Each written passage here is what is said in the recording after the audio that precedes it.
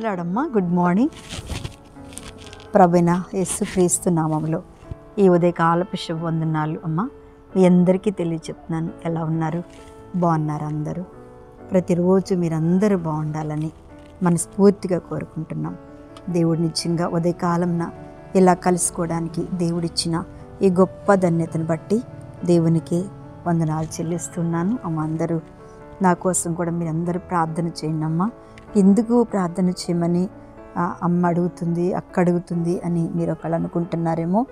నేను సరిగా ఎందుకో ఈ మధ్యకాలంలో మరి ప్రార్థన సరిగా చేసుకోలేకపోతున్నాను.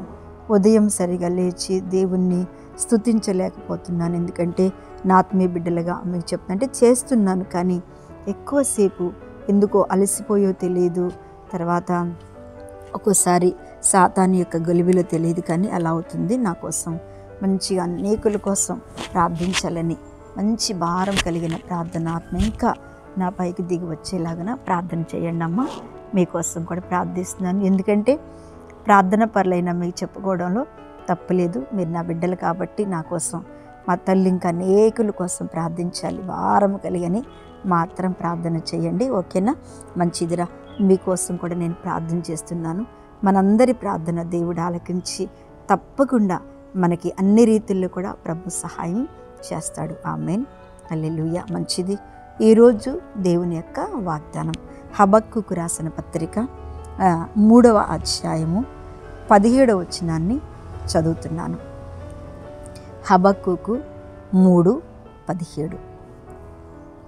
అంజూరపు చెట్లు పూయకుండినను, ద్రాక్ష చెట్లు ఫలింపకపోయినను, ఒలీవ చెట్లు కాపు లేక ఉండినను, చేనులోని పైరు పంటకు రాకపోయినను, గొర్రెలు దొడ్డిలో లేకపోయినను, శాలలో పశువులు లేకపోయినను, నేను యెహోవా యందు ఆనందించెదను.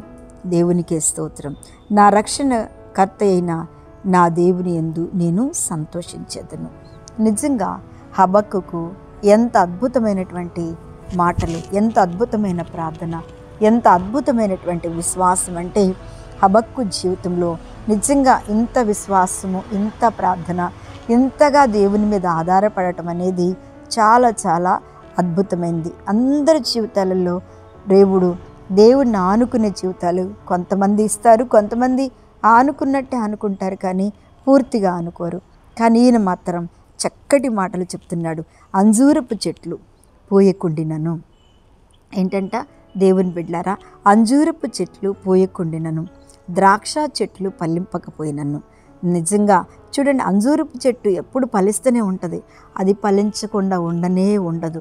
అంజూరపు చెట్టు దేవునికి సాదృశ్యం అది.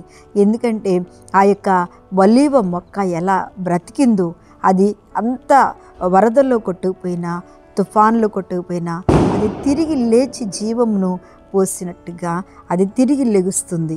అయినా సరే అంటున్నాడు, ఆయన అంటున్నాడు, నిజంగా అంజూరపు చెట్టు పూయకుండానే అది అసాధ్యము. తర్వాత ఆ ద్రాక్ష చెట్టు ఫలింపకపోయినా అది అసాధ్యం, తప్పకుండా అది ఖచ్చితంగా ఫలిస్తుంది అని. ఒలీవ చెట్టు కాపు లేక ఉండినను, ఒలీవ చెట్టు కాయకోకుండా ఎప్పటికీ ఉండదు.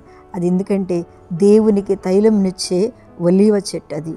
అందుకని దేవుడు ఎన్నుకున్నాడు. చేనులోని పైరు పంటకు రాకపోయినాను. చూడండి ఎన్నిటి ఎంచుతున్నాడో ఆయన కదా. ఇవన్నీ కూడా జరిగాయే, జరగనే కాదు. ఏదైనా చేను ఉందంటే మనకి పండకుండా ఉంటుందా చెప్పండి? అది సంవత్సరానికి 2 కాపులు మనకి అయినను, శాలలో పశువులు లేకపోయినను, నేను యెహోవా యందు ఆనందించెదను.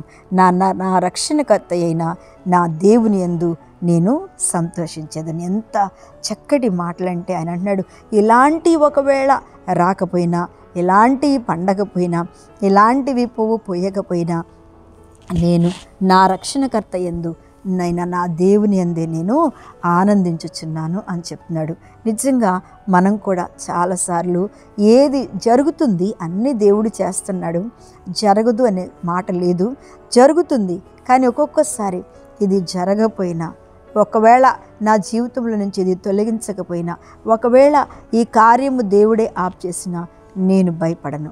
నేను దేవుని యందు మాత్రమే ఆనందిస్తాను, దేవుని యందు మాత్రమే నేను విశ్వాసం ఉంచుతాను, దేవుని యందు మాత్రమే నా రక్షణకర్త అయిన నా దేవుని యందే నేను సంతోషిస్తాను. అవును దేవుని బిడ్డలారా, ఏది చూసినా మనకి సంతోషం ఉండదు, కానీ మన ప్రభువైన యేసయ్య వాగ్దానం చూస్తే మనం సంతోషించాలి. ఆయన ఇచ్చిన రక్షణ బట్టి మనం సంతోషించాలి, ఆయన చేస్తున్న మేలును బట్టి మనం సంతోషించాలి, ఆయన మన ఎడల చూపుతున్నటువంటి ఆ కృపను బట్టి మనము దేవుని ఎదుట సంతోషంగా ఉండాలి, సంతోషించాలి. ఆమేన్, హల్లెలూయా. ఈ వాక్యం వింటున్న దేవుని బిడ్డలారా, ఏది జరగదు అనుకుంటావో ఖచ్చితంగా దేవుడు జరిగిస్తాడు. పంట ఖచ్చితంగా పండుద్ది, ద్రాక్ష తోట ఖచ్చితంగా పండుద్ది, అంజూరపు కాయలు తప్పకుండా కాస్తాయి. అయినా సరే, అంటే నీ ప్రార్థన తప్పకుండా ఫలిస్తుంది, నీ కోరిక తప్పకుండా దేవుడు తీరుస్తాడు, నీ విజ్ఞాపన తప్పకుండా నెరవేర్పు జరుగుద్ది. అయినా సరే, ఆలస్యమైనా సరే దేవుని యందు నిలకడగా నిలిచి ఉండు, విశ్వాసమందు నిలిచి ఉండు, ప్రార్థనలో నిలిచి ఉండి ప్రభువైన యేసు తప్పకుండా హబక్కుకున్నటువంటి విశ్వాసము, హబక్కుకున్నటువంటి నిరీక్షణ నీ జీవితంలో నువ్వు కలిగి ఉన్నట్టయితే తప్పకుండా ఆ ప్రభువైన యేసు యందు నీవు ఆనందిస్తావు. అటువంటి కృప ప్రభువైన యేసు మనందరికీ, వాక్యం వింటున్న మీ అందరికీ దేవుడు దయచేయనుగాక. ఆమేన్. కళ్ళు మూసుకోండి, ప్రార్థన చేస్తాను. మహాపరిశుద్ధుడైన తండ్రి, మహిమగల దేవా, స్తోత్రం. ఈ ఉదయకాలమున ఎంతమంది వాక్యాన్ని వింటున్నారో ప్రభు, వారందరి ప్రార్థనలు ఆలకించి ఏది జరగదు అనుకుంటున్నారో అది జరుగుటకు నాయన మీరే సహాయము చేసే తండ్రి.